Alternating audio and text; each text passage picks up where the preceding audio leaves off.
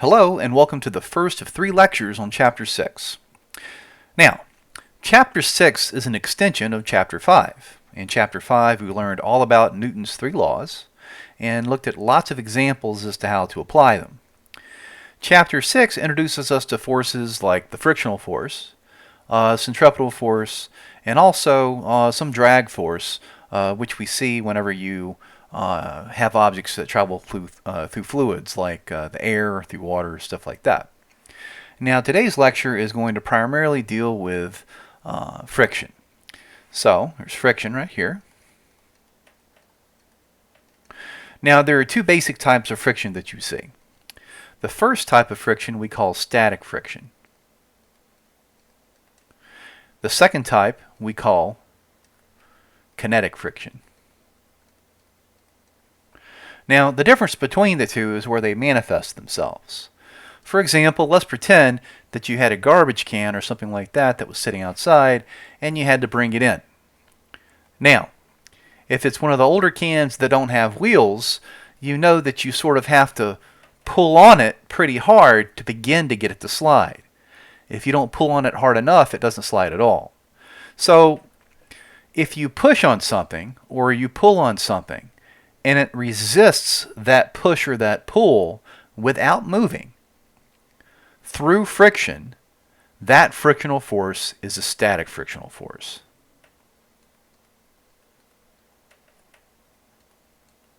So static friction we see manifest whenever you're trying to move something and it doesn't move but it still resists you.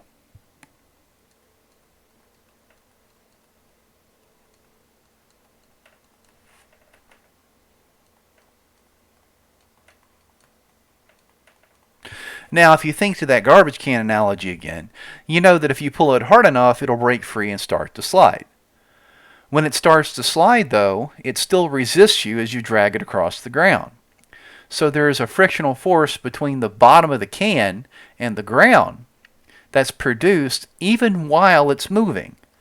Since it's moving, we're dealing with motion, which is a kinetic situation.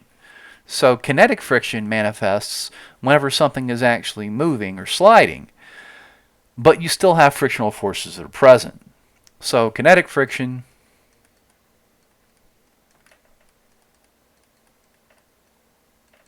is present when in motion. Okay? Now, so what's going on here whenever you have static friction or kinetic friction? Well, these forces are generated at the interface between the object that you're trying to move and the surface or whatever it is that it's sitting on. So if you look, for example, very closely between, we'll say, I don't know, the bottom of a block of wood and a piece of steel, if it's a nice shiny piece of steel and a relatively polished block of wood on the bottom, you could put it on. So let's pretend this is the wood. Whoops. This is the wood. So this would be the bottom, and this would be the steel right here. So superficially, these interfaces, this contact point right here that you're looking at, might appear very smooth. But if you were to zoom in and zoom in and zoom in and zoom in, what you would see would be that both surfaces are actually pretty jagged. Even though it looks nice and polished, it's still pretty rough like that. Okay? So when these things mesh together, when they sort of lock together, if you will, there's a lot of grooving that's going on that produces in part the frictional forces that you're seeing.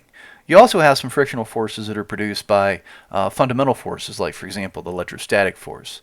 Those we'll be getting into not so much as a frictional force, but as a concept, if you will, when we get into university physics too.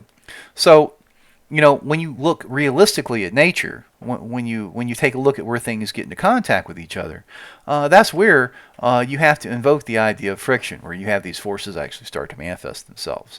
So if you want to think of it like this, you know, if you think about way back when, when we first started this class, and I mentioned that we start with easy details and then we add in more complicated details as we go on. That's exactly what we're doing now. We introduced the concept of force, once we got sort of a little bit of a handle on motion, and now we're introducing the concept of frictional forces. Okay, so what does this force look like mathematically? Well, it's actually pretty easy. So if you go back to your garbage can analogy here, I think we can all agree that if a garbage can is empty, it's awfully easy to get to start sliding. Okay, but as you take and you put more and more stuff in there, what happens is it becomes harder and harder and harder to get it to break free and to actually move.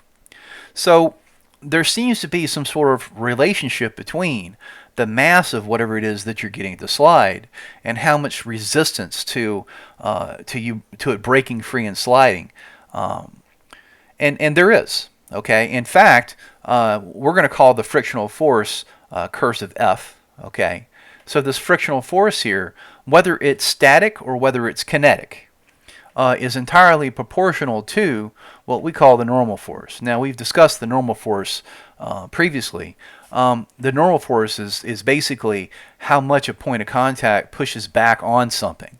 And it's a combination of not just, we'll say, weight, if you want to think of it like that, but any other forces that might be pushing into a surface point. Okay? So for example, if you're pulling a garbage can straight like this, it's going to be a lot easier to slide than if you were to take and pull it straight down like that. Okay, and that's because part of this pull or this push, if you want to think of it like that, is pushing the can into the ground. And what that does is to sort of make the can appear as though it has more mass. Now, obviously, it doesn't have more mass because of a push, but what it does is it actually resists you trying to move it even more. So there is this proportionality between how much resistance that you have here through these frictional forces and how much this normal force is. Okay, in fact, it's a direct proportionality. Typically, what we do is we write it the following way. Your frictional force is equal to the Greek letter mu times the normal force. Okay, now this mu right here is called a coefficient of friction.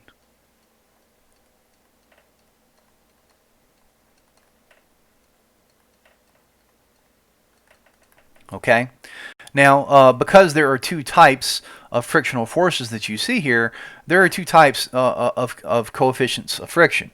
And the way we denote them, at least the way that I do, is you have frictional forces that are static, so we'll put a sub s there, and your coefficient of static friction would be mu sub s times the normal force. And then you have the moving one, the kinetic one, and that would be mu sub k. Times the normal force, and this would be the coefficient of kinetic friction, and this would be the coefficient of static friction.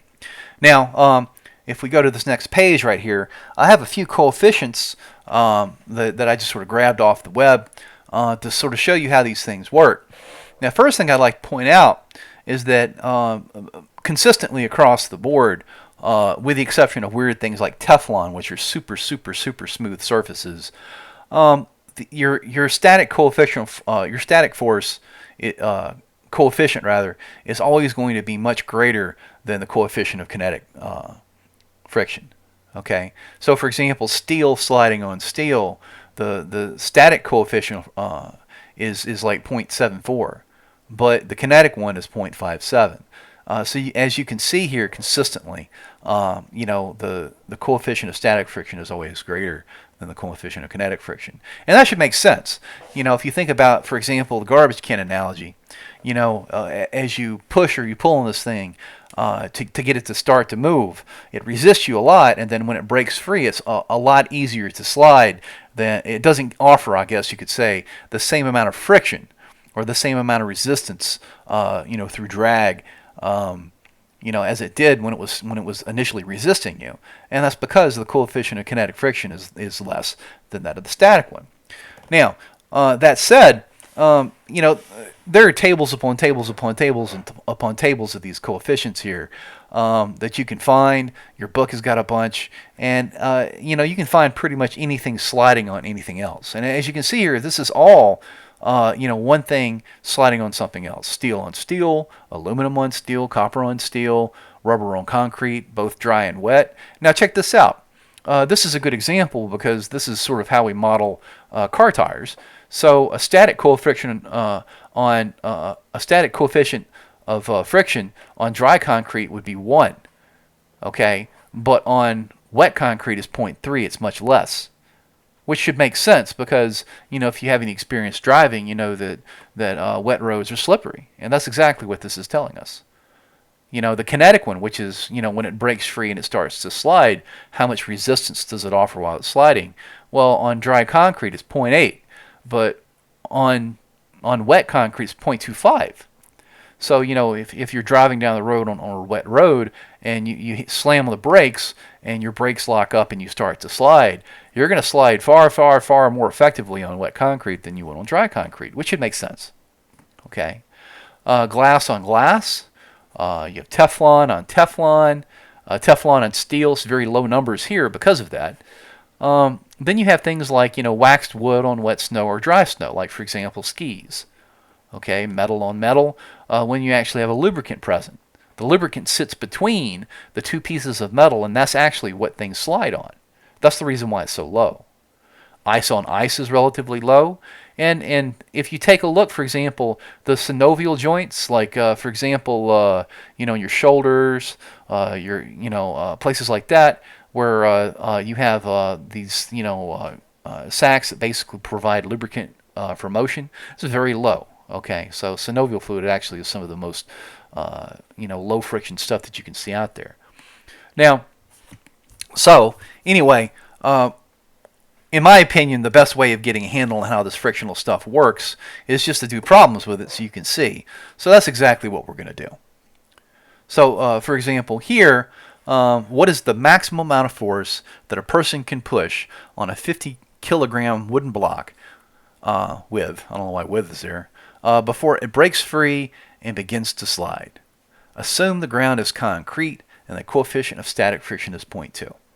Okay, so here's what we have, right? So you've got, we'll say the ground here, which is metal. It's a metal ground. And then here's your block, right? So there's your block. Now, the block has got a mass of 50 kilograms. Okay.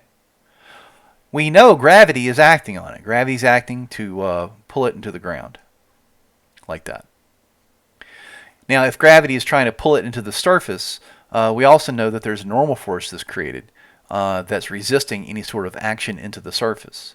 And we're going to assume, since we're not explicitly given the angle that we're pushing at, that we're pushing it this way. Now, frictional forces always resist motion.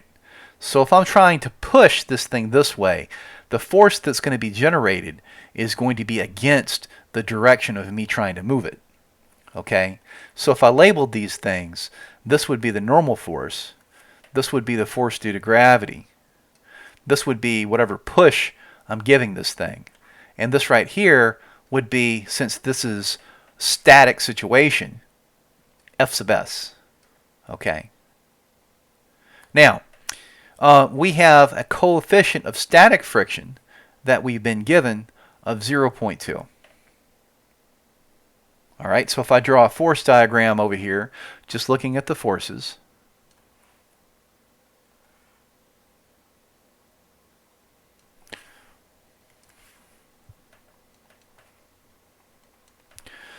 here's my block right there. I've got a normal force that's going up. I've got gravity going down. I've got my push going to the right. And I've got the resistance to that push going to the left. So normal force, force due to gravity, my push, and the static frictional force right there. Now here's the deal. And this is the confusion that I find that many people have. If you look at the equation, I'm going to write my givens out here in a second, but I want to make this point here real quick before we get to this. So if you look at just the form of, we'll say, the static frictional force, where it looks like this constant times the normal force. In this situation here, we're going to discover, because of the way the geometry is, that the normal force is entirely a consequence, in this case, just due to the weight of this block. So it's going to be a set number. It's going to be 50 kilograms times 9.8 meters per second squared. Mu sub s is a number, 0.2. So the number that you get when you calculate this is always going to be the same. So what this actually does is to give you an upper limit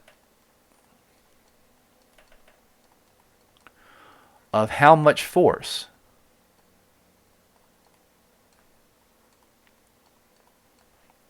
you can apply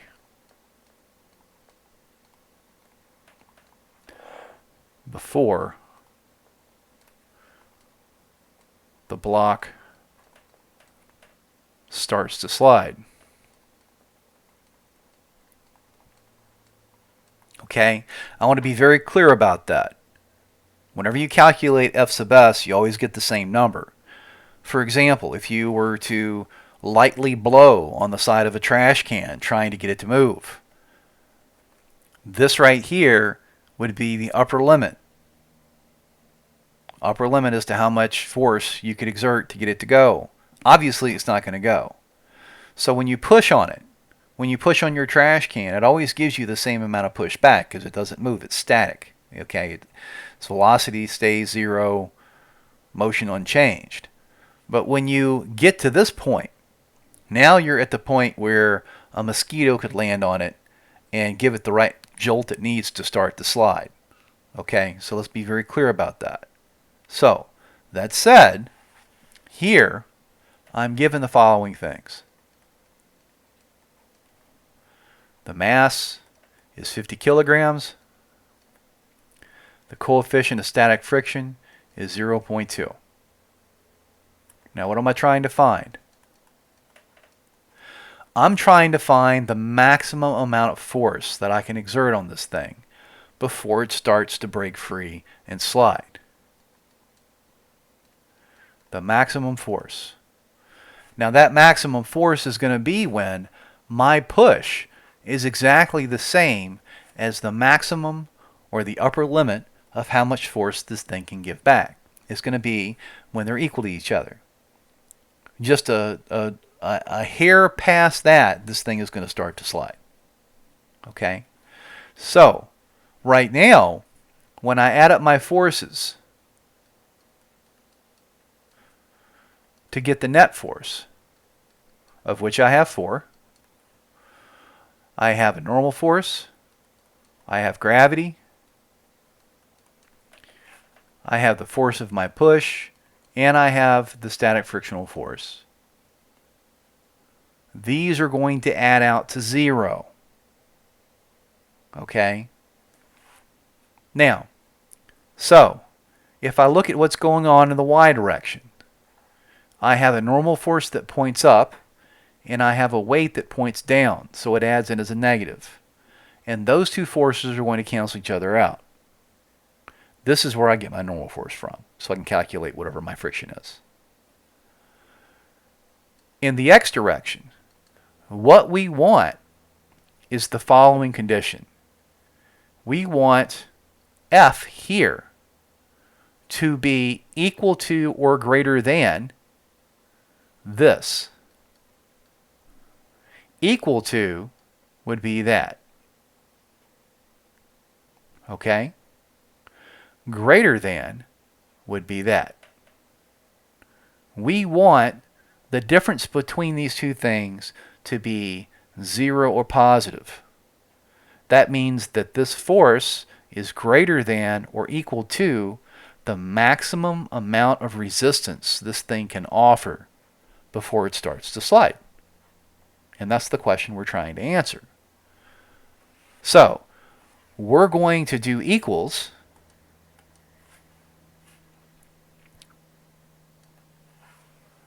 And we're going to acknowledge the fact then any push beyond that is going to definitely make it move. Okay? So, we have two equations here. The normal force minus the force due to gravity is equal to 0. The force of our push minus the static frictional force is equal to 0. We also know that weight, which is Fg, is just mass times the acceleration due to gravity. So, this right here tells us that the normal force is equal to the weight is equal to m times g. Here, our force is equal to F sub s. But F sub s always has the same form. It has this form right here.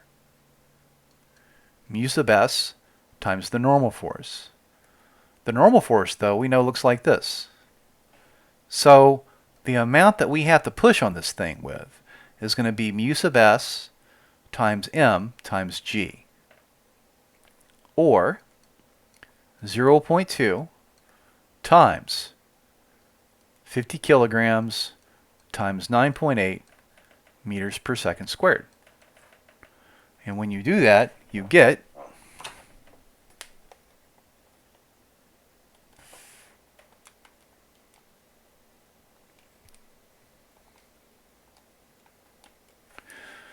I get 98. So 98 newtons of force, or if I round it to 1 sig fig, somewhere around 100 newtons. And there's your answer right there. So any force above that is going to definitely make this thing start to slide. All right. So let's do another example.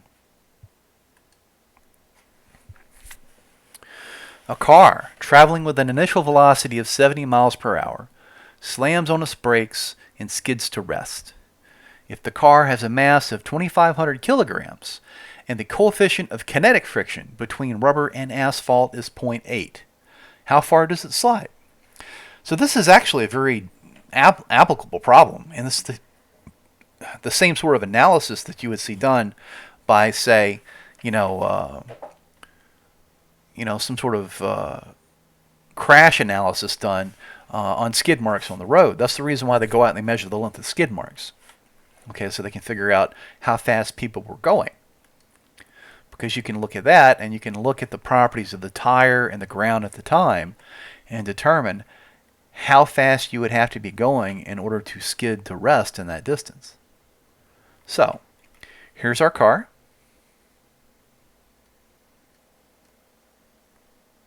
Right there.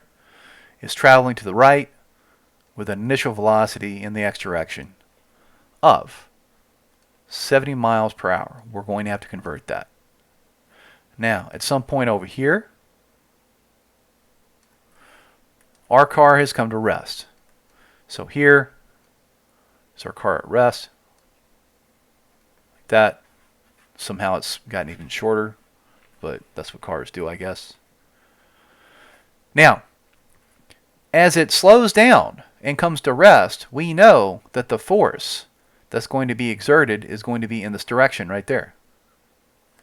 We know at this point over here, which we're trying to find this distance right here, which we're going to call delta x. Okay. At this point right here, our velocity in the x direction is 0. Okay. Now we also know the mass of our car. The mass is 2,500 kilograms. Okay. And that's about it. Well, I may as well go ahead and put the coefficient of kinetic friction here is 0.8. Now, so here's a rough picture. Now let's draw a force diagram.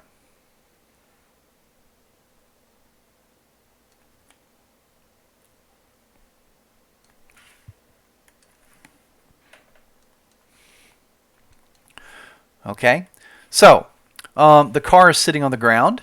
That means that it has a weight and it is pushing it into the ground. And as a consequence, you have a normal force just being generated. Now, as this car skids to the right and slows down. It's slowing down because of the coefficient of kinetic friction between the wheels and the ground. You know, the frictional force. Okay? So, we have three forces present. We've got a normal force, we've got the force due to gravity, and we have our kinetic frictional force right there. Okay? So, given mu sub k is 0.8. I'm going to let this car start at x is equal to 0. X naught is equal to 0. Vx at the endpoint is 0. V naught x we know is 70 miles per hour. We're going to have to convert that. We'll leave space down here to do that. The mass of our car, 2,500 kilograms. Okay, what are we trying to find? We're trying to, excuse me. We're trying to find how far this thing is going to slide. Basically delta x. Okay, or at least in this case, because x naught is equal to 0, really we're just finding x, right? Now, I think that's it. Yeah. So let's go ahead and convert this. And if I use my conversions here, let's see here.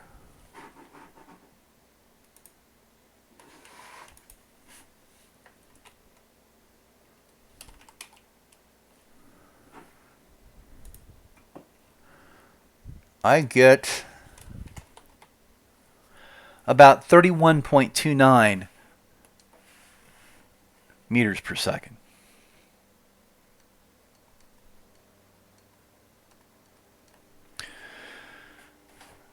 Now, so we have our givens. We know what we're trying to find.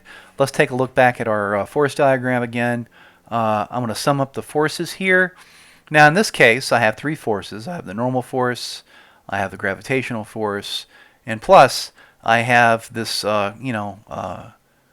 kinetic frictional force. And there's no force to balance out the kinetic frictional force, right? So this is going to act on the mass of the car to produce acceleration, at least along the x direction. So if I look at what's going on in the y direction, it's pretty simple. We're going to assume that the car isn't bouncing up and down along y or doing anything funny like that. And if you make that assumption, that means that the normal force and the gravitational force are going to cancel each other out in this case. All right? Now, next, let's look at what's going on in x. Well, we only have one force. That force is the kinetic frictional force. And as you can see, it points to the left. So it's F sub k. This right here is going to be equal to m times a sub x. Right? So our acceleration in the x direction is going to be negative. Big surprise, right? Isn't that what the picture is telling us? You bet. Okay? So let's go ahead and work with this real quick, because ultimately what we want to do is to find the acceleration. That's going to come from the force, and then from there we're going to do kinematics. Okay? So looking at this right here, the normal force is equal to the weight, and we know weight just looks like m times g. Looking here, the acceleration in the x direction is going to be minus f sub k over m. But if I look here, the equation for f sub k is mu sub k times the normal force. Okay, so if I continue along here and plug in what the normal force is from this right here, then I have minus mu sub k mg divided by m. And you'll notice the masses cancel each other out. So it's just minus mu sub k times g. Okay, so this is what the acceleration looks like right here. Okay. Now I'm not going to do anything with this. I'm not going to put any numbers into it. Really, the best time to put numbers in is at the end, and this is actually a very good example of why. Okay, if you plugged in the numbers here in the top to begin with, and then in the bottom, you'd still, I mean, you have this mass cancellation that's going on, right? So what I've discovered through my own experience is that, you know, when I tutor people who do this sorts of stuff, the most common mistake they made is to plug the numbers in and then just carry this enormous string of digits along, and they end up making mistakes writing stuff down. The goal here is to do as little work as needed in order to get the problem done, right? So anyway, what we have here is we have an acceleration that looks like minus mu sub k times g. Now, given that, we're asked to find out how far this thing is going to slide. If we go back to our 1D kinematics, because this is just a 1D kinematics problem, we have Vx is equal to V naught x plus ax times t. We have x is equal to x naught plus 1/2 ax t squared plus v naught x times t. And then we have v squared sub x minus v naught x squared is equal to 2 ax times x minus x naught. Now, this is the one we want right here. We could use this one, but you end up having to use this to find time and then plug the time in here. And basically, that's how we came up with this equation right here. So this is the one that you want, because we're not explicitly given a time, but we do have enough information here in order to solve the problem. So let's go ahead and zero out our stuff. This is 0, this is 0, this is 0, this is 0, right? So if I'm looking at this right here, using this equation, this is minus v naught x squared is equal to 2 times a sub x times x, right? And we're trying to find x. So x here is just equal to minus v naught x squared over 2 times a sub x, rather. And now we can plug stuff in. Minus v naught x squared over 2 times, now a sub x was this right here, minus mu sub k times g, right? And you'll notice the negatives cancel, which is exactly what you want, because we're experiencing a positive displacement as we slow down, right? So this is good. This is a good thing. This is going to be a positive number. Now v naught x, we'd found earlier after converting it, it's 31.29 meters per second. You got to square that, and then we're going to divide that by 2 times mu sub k. Mu sub k is 0.8. And then g, which is 9.8 meters per second squared. Okay, so if you do this, let's see here.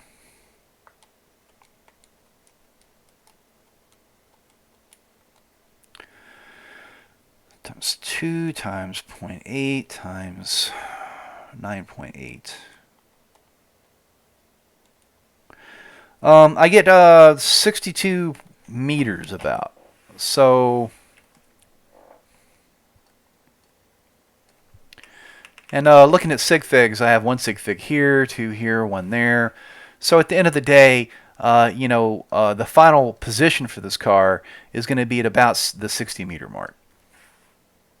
Okay, so there's your answer right there. So in this case, what's causing the car to slow down and eventually come to rest is this kinetic frictional force. And remember, your frictional forces, they always oppose motion. Okay, they always oppose motion. All right. So let's do another example. A block of wood of mass 0.5 kilograms sits on the surface of a metal inclined plane. If the coefficient of static friction between wood and metal is 0.2, what is the largest angle that the plane can be inclined at before the block starts to slide? Okay, so let's draw a picture.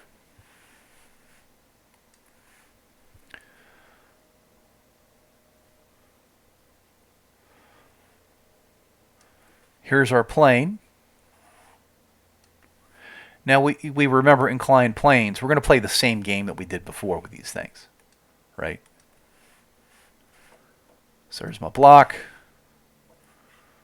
Let me move it over here and rotate it.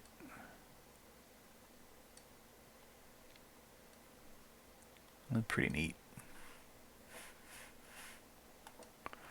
So there's my block sitting on my inclined plane. This is an angle of theta. This is y. This is x. Now let's talk about the forces. We have the block's weight, which is going down like that, right? Let me make that a little bit more true. And do this long enough, and you sort of, your eyes bug a little bit if the angles don't look right. You have that. Then you got a normal force. Remember, normal forces are always at 90 degrees to the surface, you know, at the point of contact. And here the surface is flat like this, so this is 90 degrees to it. So this is your normal force right there.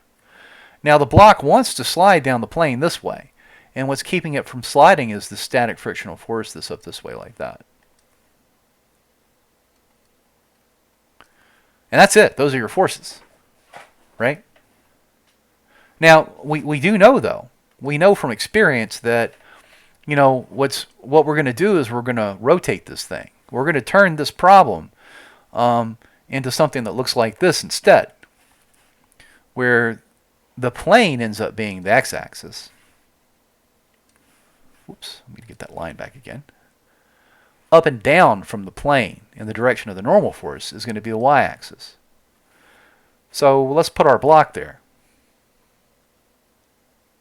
Like that. Okay? So this is going to be the new y and this is going to be the new x because we're going to rotate things like that. And when you do, what that does is to make the weight vector point off like that. Whoops. Fix that. Actually, I'm going to stick it on the orange in here. Now you've got your whoop. Why doesn't it just know which direction I want the arrow to go? Jeez.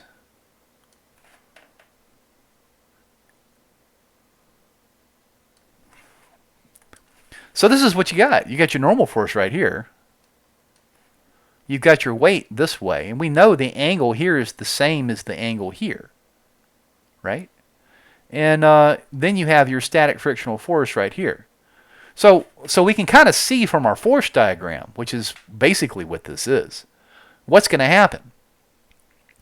The normal force and the y component of gravity are going to balance each other out. Right? It's the x part of gravity that is potentially going to cause the block to slide. Now it's resisting that slide due to the frictional force. But eventually you're going to hit an angle such that it slides down the incline. And what we're looking for is that angle. Now it's going to start to slide when the gravitational force is greater than or equal to the frictional force, or at least the part that lies along the x direction. This is the condition right here that's going to tell us as to whether it's going to slide or not. If it's not inclined enough, then this is less than this and the block stays in place. If they're equal, then looking at it funny is going to make it want to slide. And if this is greater than this, then it's going to slide. Okay? So this is basically, like I said, this is our force diagram right here. Okay? So, we are given the following things. We have a coefficient of static friction of 0.20, and the mass of our block is 0.50 kilograms. Okay? Now, we want to find theta. So how do we do that? Well, let's take this right here and sum up our forces. So if we sum up our forces to get the net force, we have three forces. We have a static frictional force, we have a normal force, plus we have this gravitational force right there. Now, they're going to equal to 0 because of this condition right here. Okay? So if I look at what's going on in the x direction, I have the x part of gravity pointing down the positive x direction and the static frictional force going down the negative part. Now, as before, this needs to be greater than or equal to 0 in order for the conditions of the problem to be satisfied. We are looking for equals. Equals is going to be the minimum angle. Okay, that's going to be the lowest angle at which we start to see an effect. And why? Okay, there it goes, being weird. Okay, there we go. So let's not forget that, okay? Now, in the y direction, presuming this thing doesn't bounce up and down or anything like that, the normal force, which points up, is going to balance out the y part of gravity. Okay? Now, we need to break this, this gravitational force up into components. Let's go ahead and do that. Excuse me. I'll do it right here.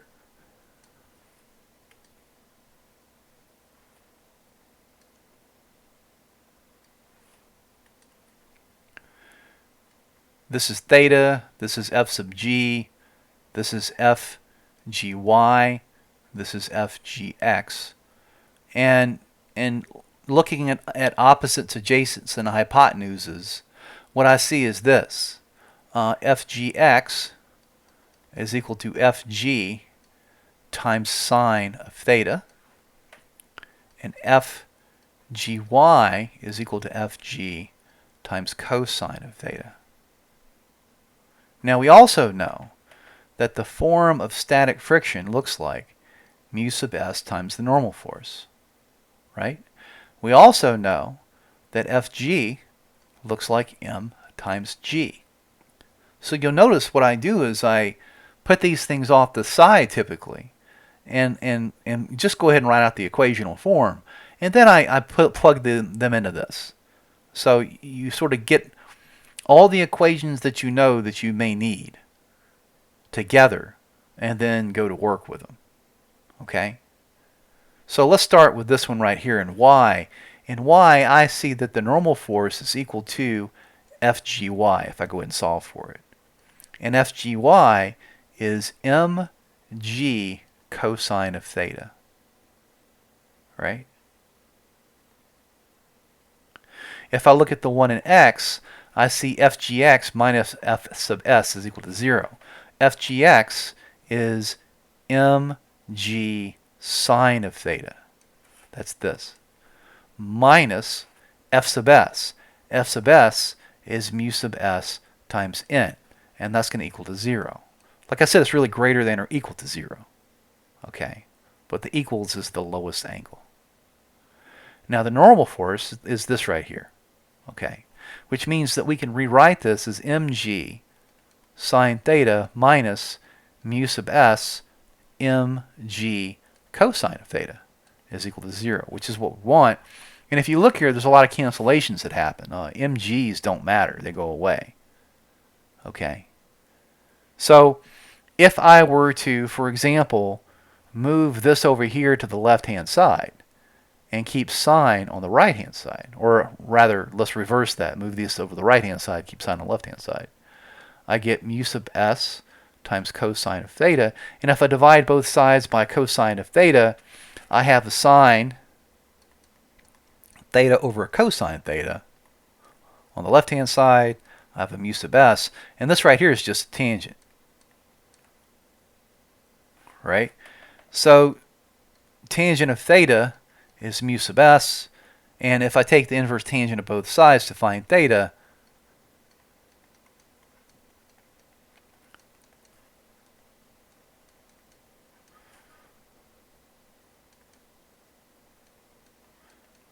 this is what I get.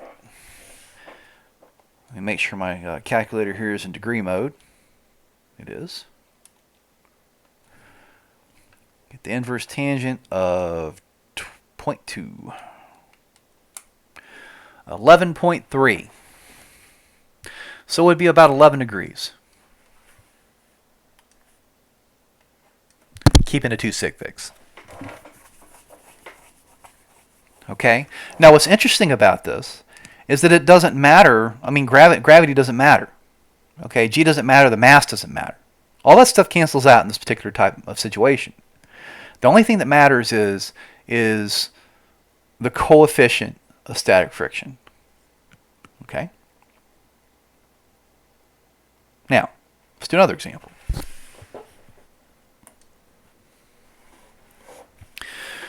A simple machine looks like the figure below. What's the figure below? Well, I'm glad you asked. We have a table. We have a pulley. Let's take our pulley and put it here on the edge of the table. Like that. We have a block.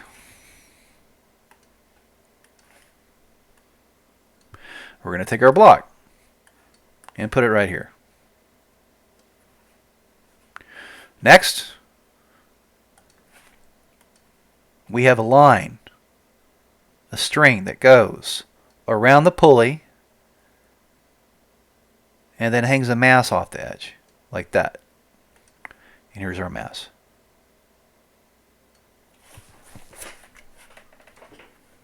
Okay, so this is our problem.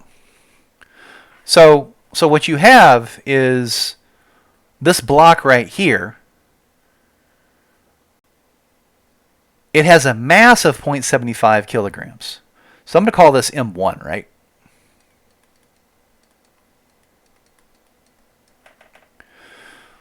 But there's also a coefficient of static friction here of 0.45. So this is M1. I'm going to call this M2. Okay?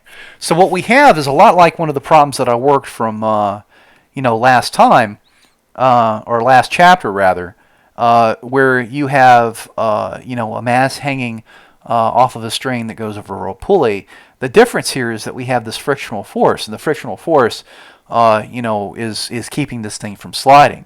And what we're looking for again is how much mass I can hang off. That is, what does M2 need to be in order to make this thing potentially start to slide? So just like the previous problems that we've worked, we're going to have an equals condition there. Okay. So given that, let's just go ahead and look at the forces that we have present, and I'll draw them here on the picture just real quick to give you an idea. Obviously, M2 has got a weight, so there will be an FG2 sitting here.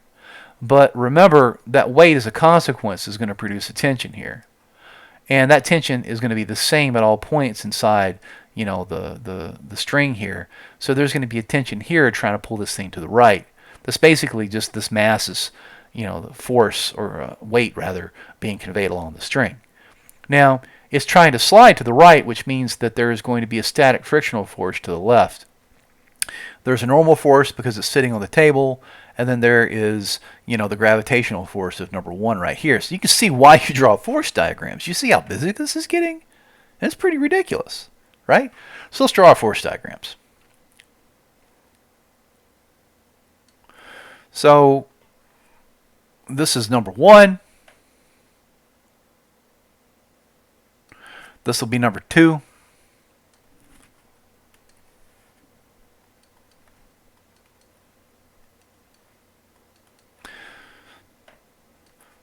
This is mass 1, mass 2. So for mass 2, let's just go ahead and do that one. You have a weight down, and then you have a tension up.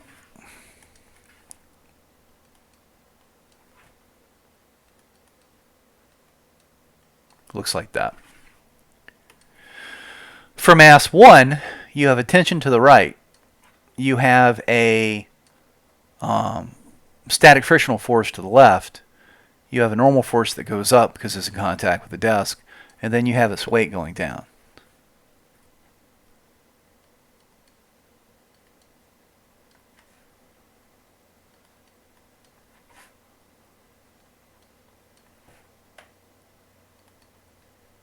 Looks like that.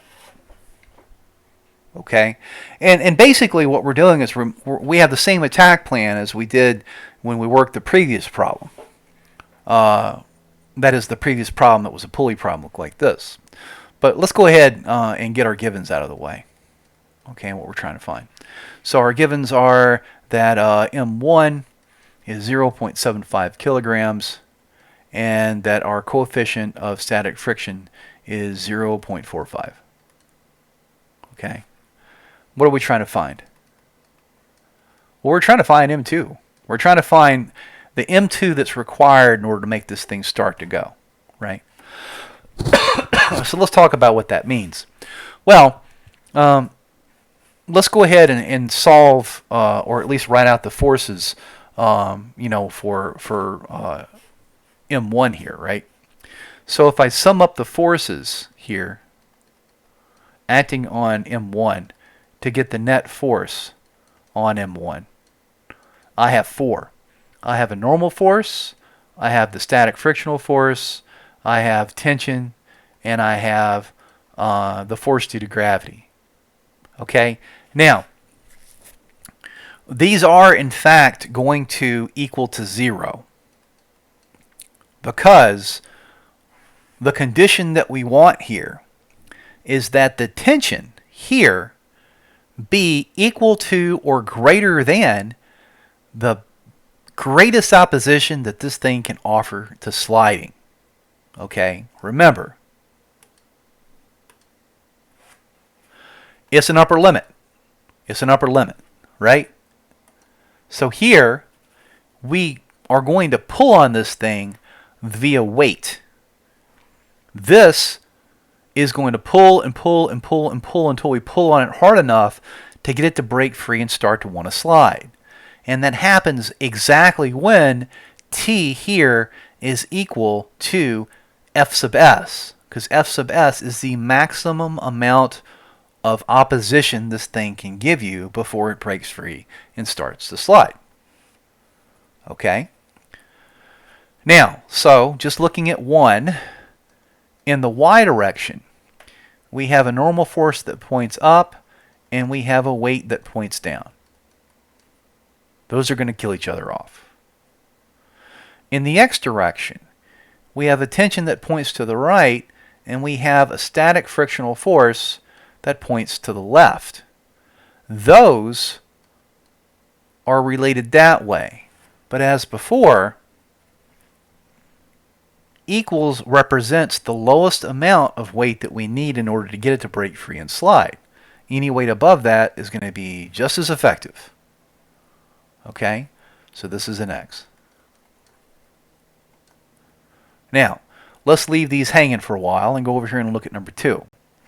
For number 2, if I sum up the forces that are acting on it to get the net force, I have 2 forces. I have a tension that points up, and I have a weight that points down. Those are going to add each other out, right?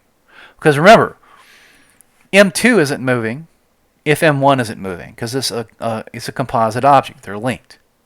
Now, in the x direction, nothing interesting. In the y direction, definitely something interesting. T minus Fg2 is equal to 0. So what we have is this. This right here is going to give us our tension, which we can put into here. This right here is going to give our normal force, which we can put into here. And then between those two things, we should be able to find out how much weight we need in order to get our condition satisfied here. So let's start with this equation right here. N minus Fg1 is equal to 0. We know Fg is just M1 times G. So the normal force right here is M1 times G if you solve for it. This equation right here says T minus F sub S is equal to 0. Well, T we're going to get to here in a second. F sub S, though, looks like mu sub S times the normal force. The normal force, though, looks like this. So, T minus mu sub S M1 times G is equal to 0. Now, let's look at this one right here. This says T minus Fg2 is equal to 0. The tension is equal to Fg2, which is just M2 times G. So this is just m2 times g. So if I take and I put that in there, I have m2g minus mu sub s m1 times g is equal to 0. The g's are going to cancel, and what this says is that my second mass, m2, is going to have to equal to mu sub s m1. Okay? This makes it at the very minimum amount of mass it needs to in order to slide. And if you make it more, it's going to go faster and faster. Acceleration, rather, is going to increase. So here, this would be 0.45 times 0.75 kilograms.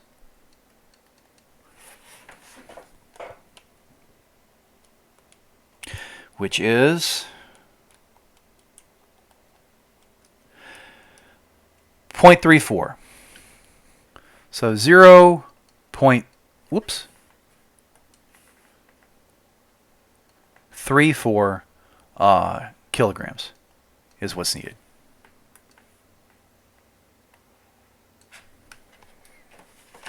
All right. So as you can see, the trick here to remember is that the static frictional force is an upper limit. Okay, it tells you when you calculate it, it says if you push on me at less than this, I'm not going to move. If you get me to exactly this amount of force and you look at me funny, I'm going to start to move. And if you push on me harder than this, I'm going to break free and start to move. Okay? Now that said, when I break free and I start to move, I go from being in a static situation to being in a kinetic situation. Now, if I'm moving, I'm still giving you oppositional force. Okay? It's still there. Okay? And in fact, if you were to look at it, if you were to actually plot these things, it kind of looks like this.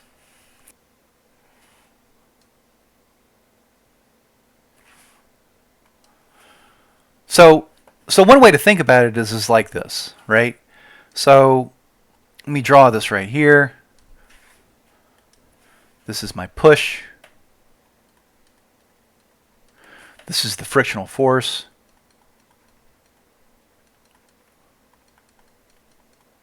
And somewhere around here we'll say is, I don't know, F sub s, right? So as I push on this thing, I push on it harder and harder and harder and harder and harder, I get exactly the same opposition back right up until the point to where I hit that sweet spot. Okay? Now what happens is it breaks free and it starts to slide. But as it starts to slide, it actually kind of gives me this sort of opposition that looks like that. Okay? So this point right here, you could say, I guess, is kind of a cusp between F sub s and F sub k. At this point, we're in F sub s land, and over here, we're in F sub k land. Okay? Now, so that's enough for this particular lecture. Next time, we're going to start talking about some more dynamic situations, and then we're going to get into centripetal force. And that's going to be a pretty interesting discussion. And I'll see you then.